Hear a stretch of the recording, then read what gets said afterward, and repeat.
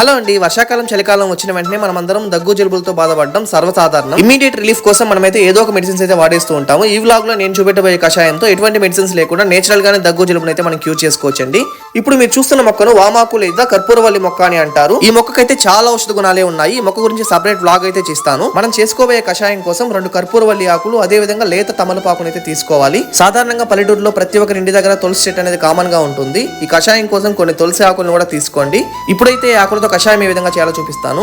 ఒక పాత్రలోకి 2 గ్లాసుల నీటిని, అదే విధంగా మనం తీసుకున్న ఆకులన్నిటిని వేసి చిటికెడు పసుపు యాడ్ చేసి సిమ్ లో 15 మినిట్స్ అయితే బాయిల్ చేయండి. ఈ కషాయంలోకి మీకు కావాలంటే సొంటి పొడి, అదే విధంగా మిరియాల పొడిని కూడా యాడ్ చేసుకోవచ్చు. ఇప్పుడైతే ఈ కషాయాన్ని గ్లాసులోకి ఫిల్టర్ చేసుకొని ప్రతిరోజు 2 నుంచి 3 సార్లు తీసుకోవడం వల్ల జలుబు దగ్గులకి ఈజీగా అయితే రిలీఫ్ ఉంటుందండి. ఈ కషాయం తాగడానికి కొద్దిగా ఘాటుగా అయితే ఉంటుంది. కావాలంటే కొద్దిగా హనీని అయితే యాడ్ చేసుకోవచ్చు. ప్రతి ఒక్కరికి ఈ కషాయం వర్క్ అవుతుందని నేనైతే చెప్పట్లేదు. నా పర్సనల్ ఎక్స్పీరియన్స్ ని మీతో అయితే షేర్ చేసుకుంటున్నాను. కంటెంట్ నచ్చితే వీడియోని లైక్ చేసి మీ ఫ్రెండ్స్ అండ్ ఫ్యామిలీకి వీడియోని షేర్ చేయండి.